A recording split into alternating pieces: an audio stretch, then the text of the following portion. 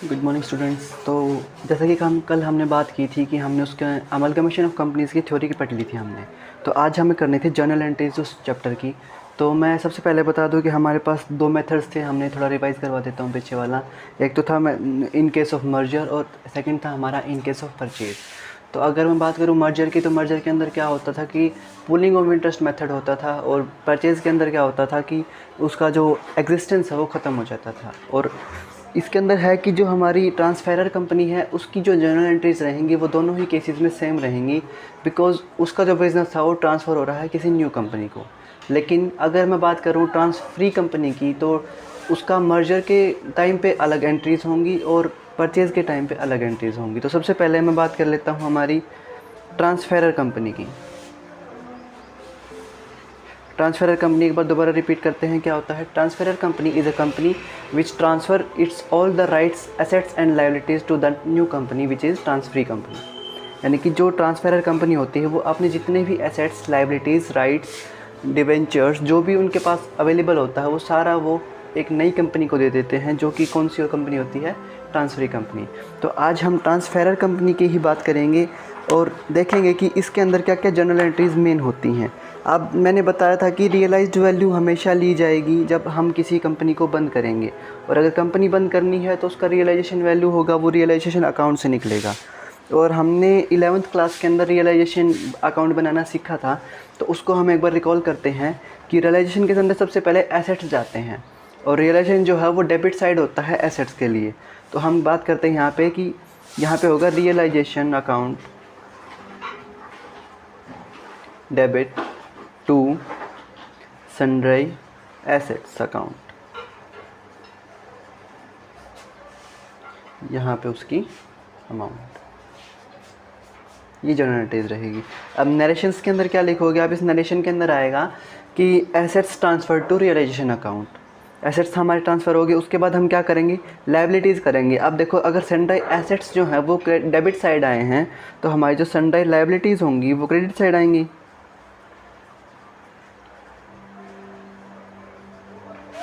Debit to realisation account,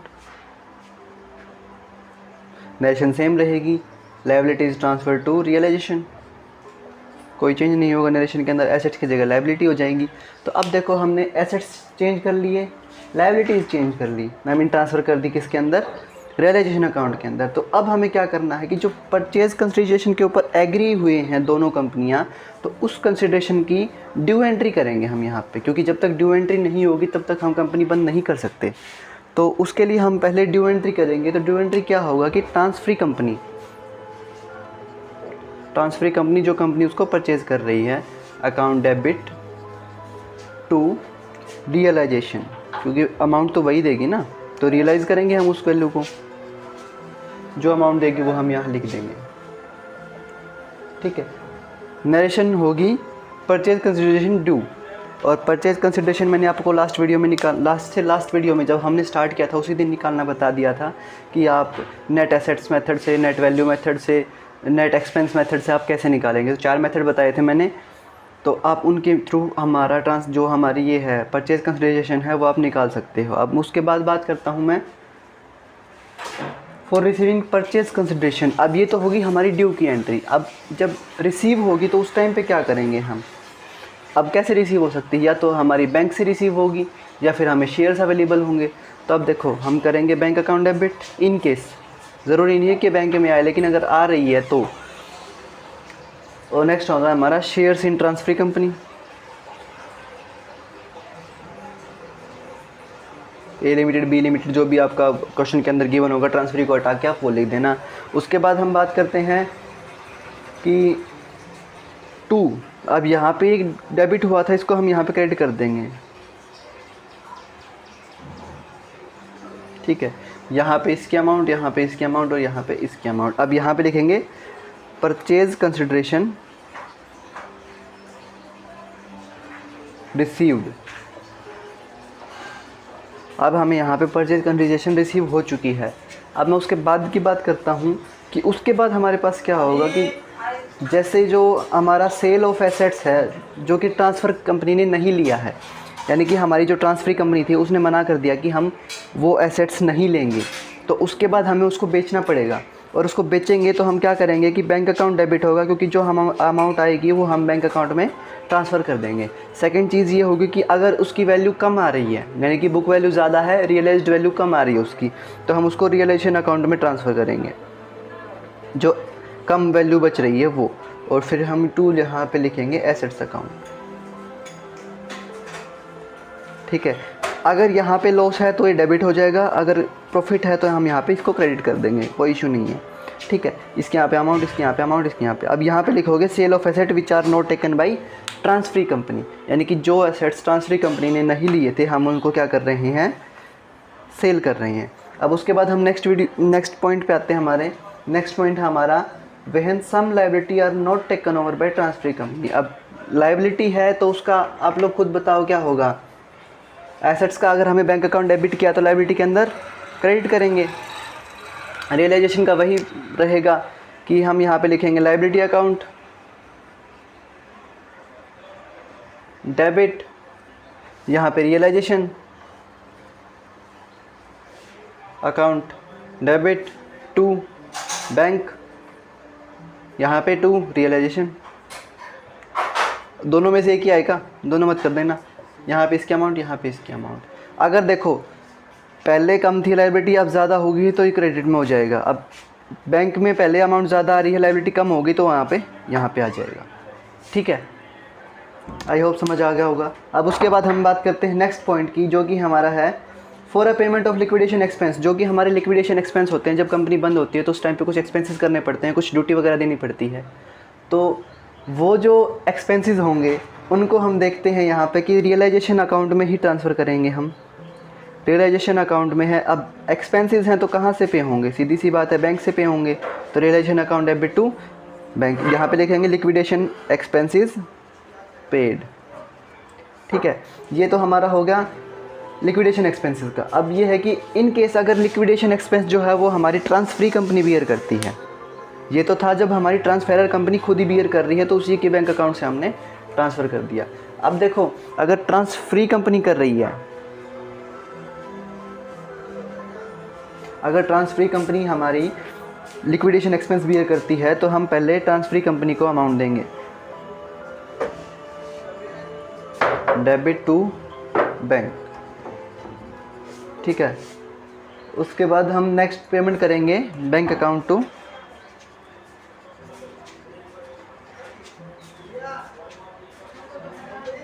transferee company. अब ये entry क्यों की हमने, जब ट्रांसफरी कंपनी ने हमें बोला है कि अगर वो पे कर देगी तो, लेकिन बात ये है कि अगर वो एक टाइम के लिए पे करेगी ना, लेकिन एक्सपेंस तो हमारी कंपनी का है कि जो कंपनी बंद हुई है उसको पेमेंट करनी है हमें। तो इन केस अगर हम बात करें कि ट्रांसफरी कंपनी अगर डेबिट हुई है तो बाद में हमें उसको तो पे करना ही पड़ेगा ना। वो उसने एक बार हमें पैसे दे दिया आपको देने के लिए।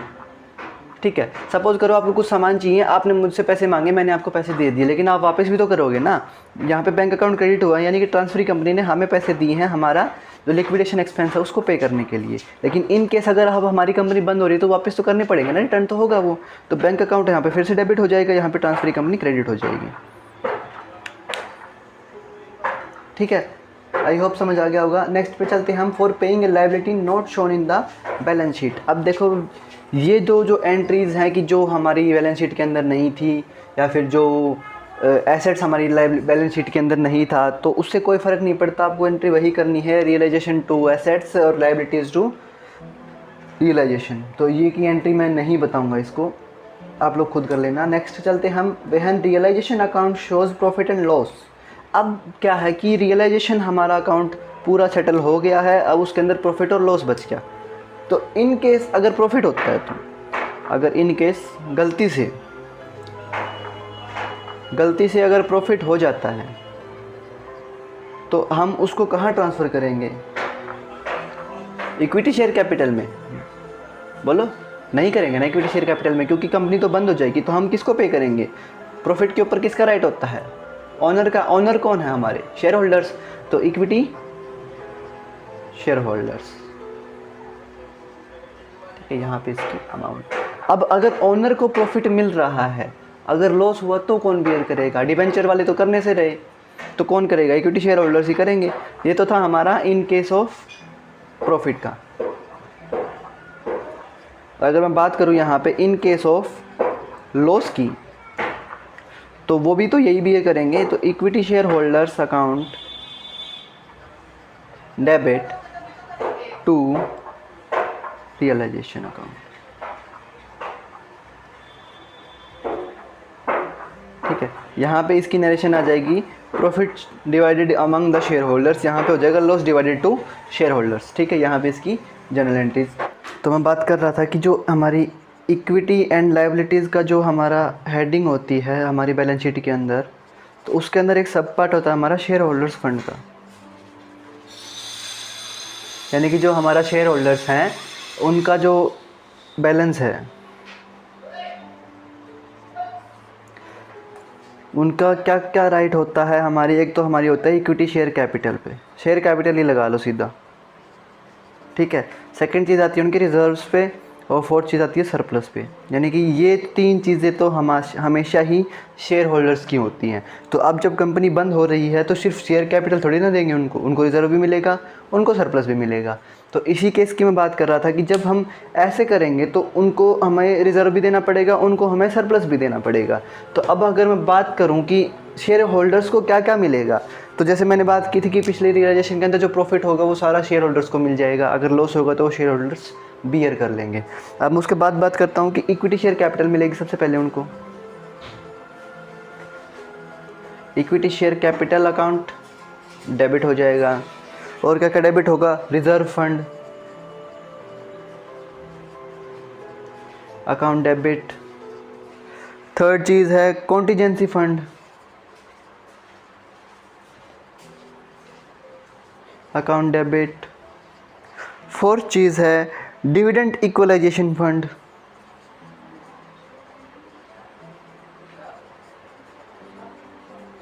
देखो इनमें से 2 या 3 ही मिलेंगे आपको, सारे नहीं मिलेंगे, तो ज़्यादा हाइप होने की कोई टेंशन है नहीं। मैं सारे बता देता हूँ ताकि आप लोगों को याद रह जाए अच्छे से। तो नेक्स्ट है वर्कमैन कंपनसेशन फंड।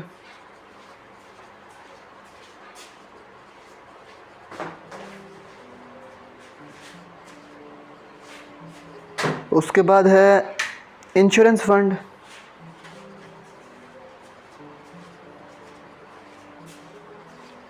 और उसके बाद है सरप्लस या फिर P&L। ठीक है, 1 2 3 4 5 6 7 चीज़ें होती हैं जो शेयर होल्डर्स को मिल सकती हैं अगर हर चीज़ गिवन है तो। अब हम उसके बाद करते हैं, कहाँ पे जाएंगे? ये इक्विटी शेयर होल्डर्स को। ठीक है, ये सारी अमाउंट्स और ये। ठीक है, यहाँ पे हम नरेशन लिखेंगे credit balance transferred to equity share holders. जो हमारा क्रेडिट बैलेंस था वो हमने इक्विटी शेयर होल्डर्स को ट्रांसफ़र कर दिया है। अब देखो कई बार क्या होता है कि हमें प्रॉफिट एंड लॉस के अंदर ज़रूरी थोड़ी ना प्रॉफिट होगा, या फिर शेयर इशू एक्सपेंस भी होता है, तो डिस्काउंट ऑन डिबेंचर्स भी होता है, तो ये सारे लॉसेस होते हैं। ठीक है, अब अगर शेयर होल्डर्स प्रॉफिट या फिर ये रिजर्व्स ले रहे हैं तो लॉस कौन लेगा? Share holders. तो अगर मैं बात करूँ कि शेयर होल्डर्स को हम लॉस देने वाले हैं अभी, तो लॉस कैसे दिया जाएगा? अभी यहाँ पे शेयर होल्डर्स जो थे वो क्रेडिट हुए थे हमारे, तो हम यहाँ पे इक्विटी शेयर होल्डर्स को डेबिट कर देंगे। यहाँ पे डेबिट कर दिया, 2 क्या हो जाएगा हमारा? 2 हो जाएगा सरप्लस अकाउंट। अब आप बोलोगे अभी ना आपने वहाँ पे इसको डेबिट किया था, क्रेडिट क्यों कर दिया? क्योंकि ये नेगेटिव बैलेंस है यहाँ पे, इसलिए बैलेंस है, इसीलिए हमने इसको क्रेडिट कर दिया। अब उसके बाद मैं बात करूँ कि और क्या क्या आ सकता है इसके अंदर? Share issue expense. जो हमारा शेयर्स इशू किए थे हमने उनको, उसका जो एक्सपेंस था वो भी यही पे करेंगे। और है डिस्काउंट ऑन डिबेंचर्स। जब हम डिबेंचर इशू करते हैं तो उस टाइम पे जो उनको डिस्काउंट मिलता है उसको भी यही पे करेंगे। तो ये कुछ लॉसेस हैं जो उनको हम ट्रांसफ़र करने वाले हैं। यहाँ पे होगा debit balance transfer to equity share holders.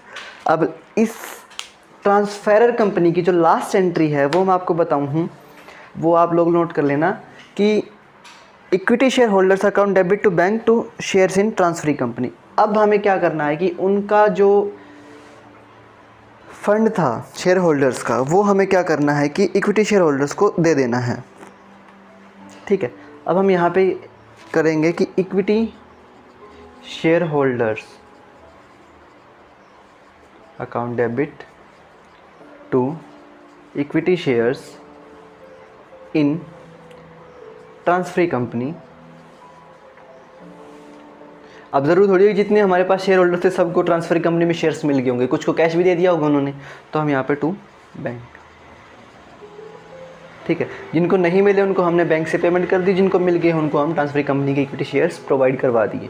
ठीक है, तो ये हमारी लास्ट एंट्री है। अब देखो इक्विटी शेयर होल्डर्स को नई कंपनी के अंदर शेयर्स मिल गए हैं, यानी कि हमारी जो शेयर होल्डर्स फंड था वो बिल्कुल ज़ीरो हो चुका है अब यहाँ पे।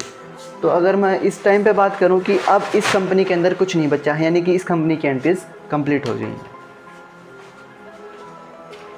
इसकी जर्नल एंट्रीज़ के लिए आप लोग इलस्ट्रेशन नंबर 1 निकालिए, एपीसी की बुक है, तो उसके अंदर अगर आप लोग देखोगे तो आपको मेंशन होगा कि हर एक कंपनी का हमें क्या बनाना है, जर्नल एंट्रीज़ करनी है। तो अगर मैं जर्नल एंट्रीज़ की बात करूँ तो यहाँ पे फर्स्ट क्वेश्चन के अंदर इलस्ट्रेशन के अंदर हम देखते हैं कि बी लिमिटेड कंपनी है, उसके अंदर हमें जर्नल एंट्रीज़ करनी है। तो पहली एंट्री क्या होगी, एसेट्स ट्रांसफ़र की, तो हम यहाँ पे लिखते हैं realisation account, debit to fixed assets to current assets. ठीक है, अमाउंट कितनी कितनी है इसकी, एक की है 10,28,000, एक की है 7,20,000, तो टोटल हो जाएगी हमारी 17,48,000 की रियलाइजेशन वैल्यू हो जाएगी हमारी। ठीक है, यहाँ पे क्या लिखोगे,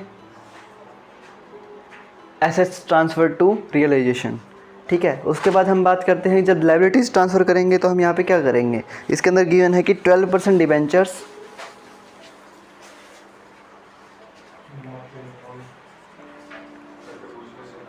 डेबिट करंट लायबिलिटी,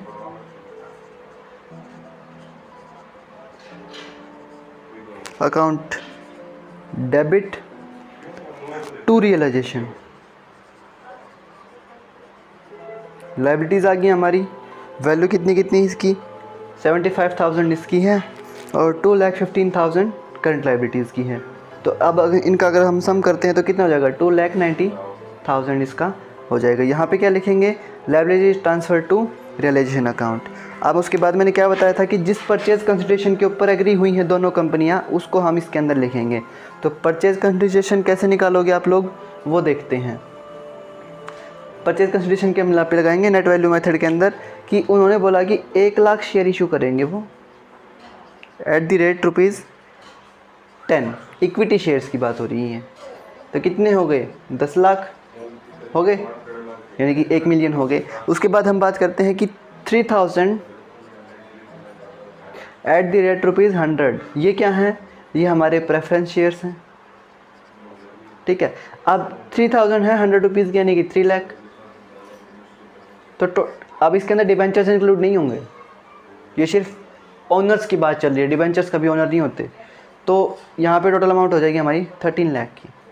तो ये 13 लाख की हमारी परचेज कंसिडरेशन हो जाएगी। तो अब ये परचेज कंसिडरेशन है, इसको हम मेंशन करेंगे किस में, ड्यू में। तो हम यहाँ पे लिखेंगे कि A limited debit to realisation account. ठीक है, यहाँ पे कितनी अमाउंट होगी, 13 लाख की। पॉइंट टू पॉइंट क्लियर करता चल रहा हूँ, अगर फिर भी कोई डाउट हो तो डिस्क्रिप्शन के अंदर टेलीग्राम लिंक है, वहाँ पे आप लोग पूछ सकते हो। इक्विटी शेयर्स इन, अब देखो मैंने क्या बोला था कि ये हमारी ड्यू हो गई है। अब अगर मैं इसकी बात करूँ कि ये हमें रिसीव हो गई है, तो उस टाइम पे क्या होगा कि equity shares in A limited debit, preference shares in A limited debit, दो चीज़ मिली है ना, एक ये, तो यहाँ पे हो जाएगा 10 लाख, यहाँ पे हो जाएगा 3 लाख टू ए लिमिटेड, जितनी मिली है एज इट इज़ हम यहाँ पे लिख देंगे। ठीक है। अब उसके बाद हम बात करते हैं कि इक्विटी शेयर होल्डर्स जो हैं उनको लॉस कितना हुआ यहाँ पे। उससे पहले हम बात करते हैं कि जो हमारा प्रेफरेंस शेयर्स थे उसकी वैल्यू थी हमारी 2,60,000 की, तो उनकी वैल्यू थी 2,60,000। अब इन्होंने दे दिए हैं 3 लाख, यानी कि जो 40,000 था वो उन्होंने एक्स्ट्रा दिए हैं। तो एक्स्ट्रा जो इनकम आई है वो हम कहाँ लिखेंगे, रियलाइजेशन के अंदर। तो यहाँ पे हम बात करते हैं कि 11% preference share capital debit realisation account debit to preference shares holders. कितना, 3 लाख जितना उन्होंने दिया है, यहाँ पे 40,000, यहाँ पे 2,60,000। ठीक है। अब उसके बाद हम बात करते हैं कि ये जो प्रेफरेंस शेयर होल्डर्स थे इनको नई कंपनी के अंदर क्या मिला है, शेयर्स मिले हैं। तो हम यहाँ पे लिखेंगे preference share holders account debit to preference shares in A limited. कितने, 3 लाख के। हो गया। अब एक बार रियलाइजेशन देखो, हमने जितनी भी एंट्रीज़ की हैं उसके हिसाब से मैं आपको एक बार रियलाइजेशन अकाउंट बना के दिखा देता हूँ। तो सबसे पहले हमने डेबिट के अंदर लिया था यहाँ पे एसेट्स,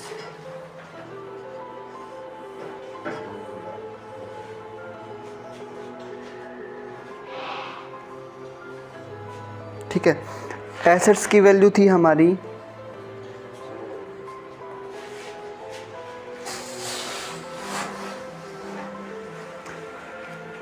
17,48,000 की, ठीक है। अब मैं उसके बाद बात करता हूँ, ये तो होगी एसेट्स की। अब लायबिलिटीज़ की थी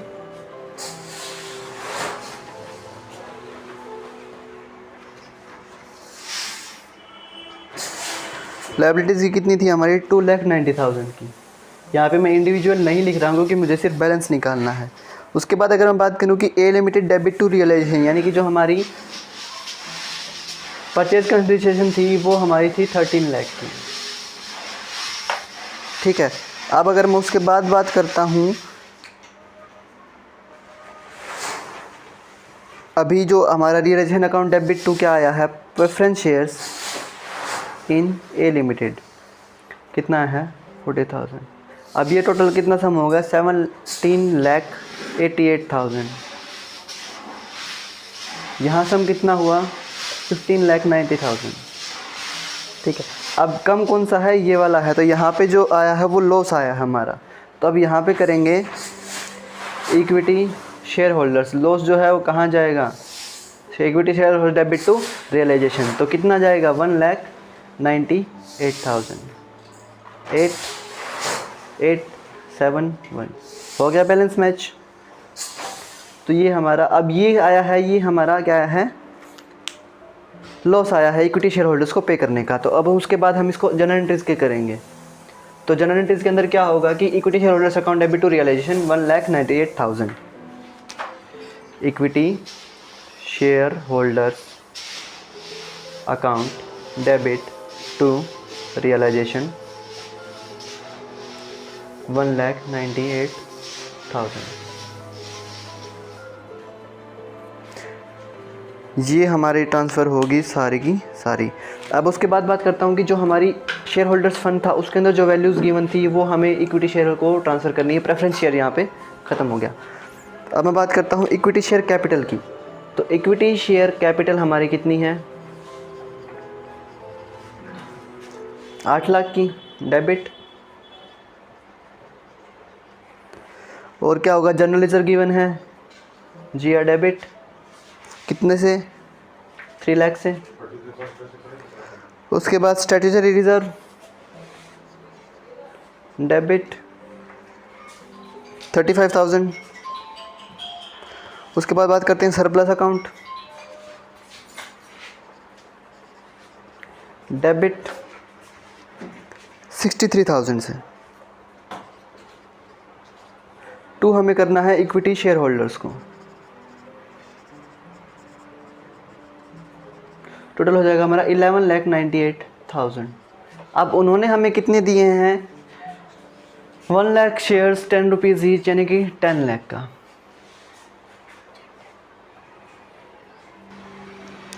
ए लिमिटेड ने हमें दिए थे 10 लाख रुपीज़ के शेयर्स, हमारे बन रहे हैं 11,98,000 के, इनकी वैल्यू माइनस हम करेंगे यहाँ पे जो इनका लॉस आया है हमारा रियलाइजेशन का, तो वैल्यू हमारी इक्वल आनी चाहिए, आगे इक्वल, यानी कि हमारी कैलकुलेशन सही है बिल्कुल। ठीक है, अब ये तो हो गई हमारी इक्विटी शेयर होल्डर्स के अकाउंट में ट्रांसफ़रिंग। अब इक्विटी शेयर होल्डर्स के अकाउंट में ट्रांसफ़र होने के बाद हम क्या करेंगे यहाँ पे कि जो उनको शेयर्स मिलने चाहिए नई कंपनी के अंदर, तो equity share holders account debit to equity shares in A limited. ठीक है, अब वो कितने से हैं, उन्होंने बोला था कि 10 लाख का पैकेज है उनका, 1 लाख शेयर्स हैं 10 रुपीज़ के। ठीक है, तो यहाँ पे हो जाएगा कि shares allotted from a new company to the equity share holders. तो ये जनरल एंट्रीज रहेंगी आपकी। उसके बाद मैं बात करता हूँ कि लेजर अकाउंट्स की, तो लेजर अकाउंट्स आप लोग खुद बना लेना। अब जो हमारी बचती है ट्रांसफ्री कंपनी, उसकी हम जो जनरल एंट्रीज़ हैं वो हम नेक्स्ट वीडियो के अंदर करेंगे। तब तक के लिए गुड बाय, टेक केयर।